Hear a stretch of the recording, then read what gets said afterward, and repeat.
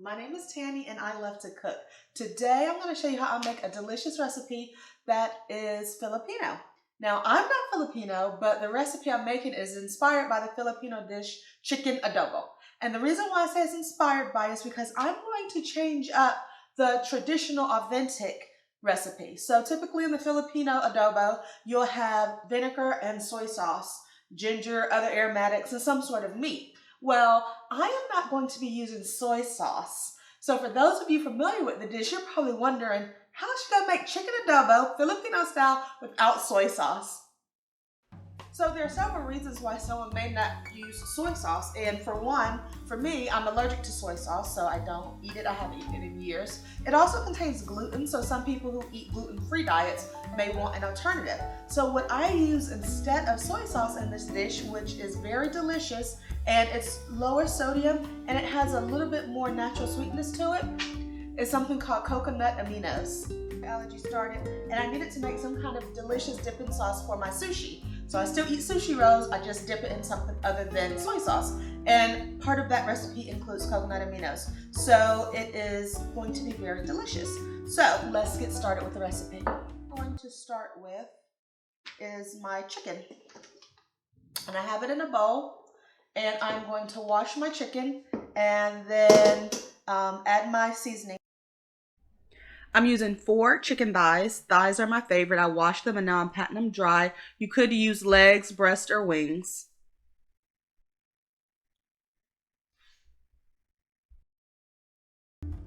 I'm not marinating my chicken today. Usually I always marinate my chicken before I cook it. But today I don't have time for that and I really want to get this dish done. It's a quick dish. It takes under 30 to 40 minutes. So I'm still going to be able to get some deep and beautiful flavors out of it without marinating it. And I'll show you that now. Time to season the thighs. I'm going to start off with sea salt. You could use your favorite salt here, whether it's seasoning salt, sea salt, black pepper, of course, garlic powder, onion powder, and we're seasoning our meat. We're going to season our sauce as well as it's cooking. Now I'm starting to make my marinade, adobo marinade. So I'm starting off with white vinegar. There are several different types of vinegar you can use, but I like white vinegar. And I am making enough vinegar and sauce marinade for 8 pieces of chicken, but I'm only using 4. So I'm using vinegar and coconut aminos.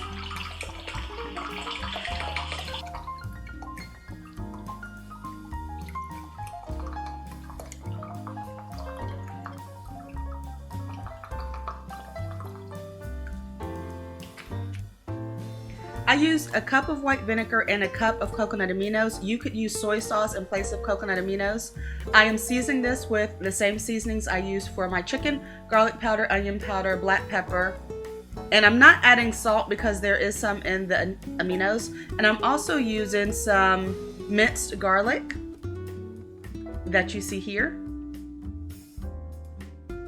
and also minced ginger. So I like the different levels using fresh garlic and ginger as well as minced garlic and ginger, and then I'm just stirring it up here. The reason I'm only using 4 pieces of chicken is because I like to add in extra vegetables the day after I eat my chicken adobo. That adobo marinade is so good the next day. I throw in a bag of broccoli and it's delicious.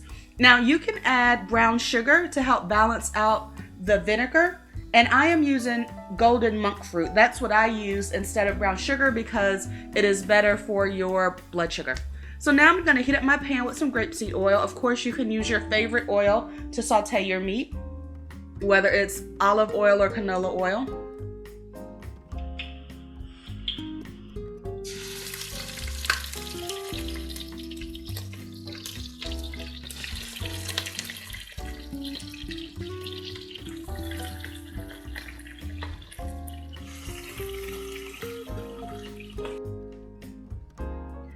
I'm seasoning the other side of the meat. So on the cutting board, I only season one side.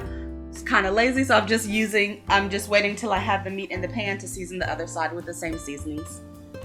That way my hands didn't get dirty by tossing the meat on the cutting board.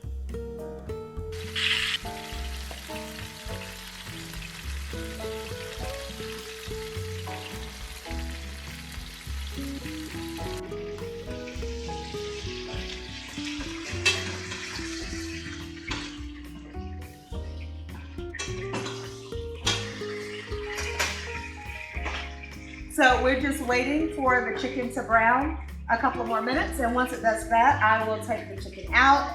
I will saute my aromatics, put the chicken back in with the sauce, and let it stew down for 20-30 minutes, and that'll be it. So while the chicken is browning, I'm cutting up my onion, my ginger, and I have my fresh carrots, and now it's time to cut the scallions, green onions. I love green onions. I buy them often, but I have a great hack for regrowing scallions that you buy from the grocery store, so be sure to check out that video. I love the freshness of green onions. It adds a beautiful green garnish, but also a delicious flavor. So it's not just about the appearance.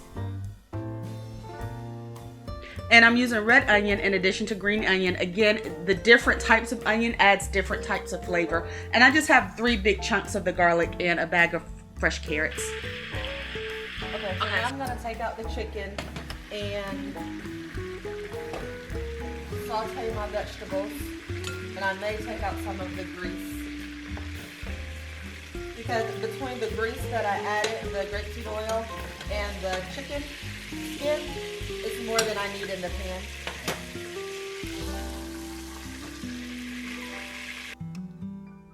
Because the extra grease in the pan is still hot, I'm just pouring it into a smaller pan that I can set to the side and let it cool down before I dispose of it. And now I'm scraping the pan to get some of the charred bits off the bottom of the pan. We're gonna leave that in there for the cooking process for the extra flavor. And now I'm adding my aromatics. So I'm adding my red onions, a couple of bay leaves, and you can see them cook away in the pan. And there's the chicken that I took out. It's almost cooked, but not fully.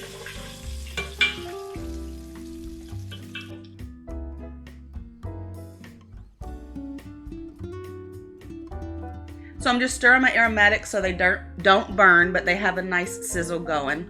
I just want them to soften, not necessarily brown. So now I'm adding some whole black peppercorns, which is traditional in chicken adobo, that is Filipino style.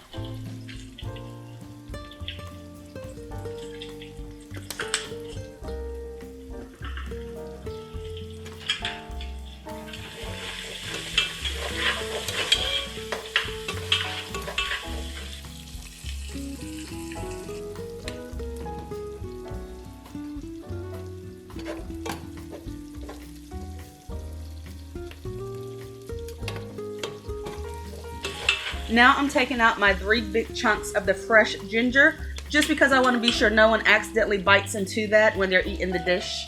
And now I'm adding my chicken thighs back over my aromatics that are cooking away in the pan.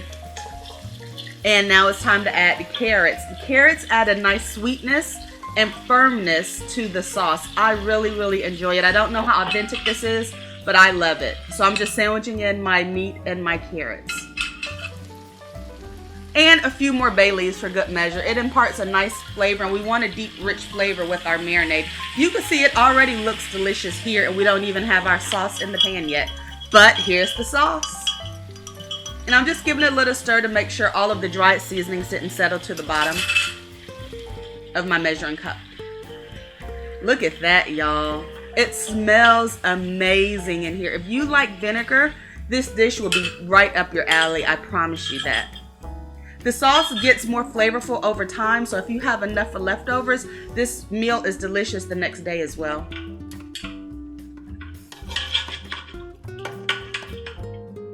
So you'll notice that my meat isn't fully submerged in the sauce.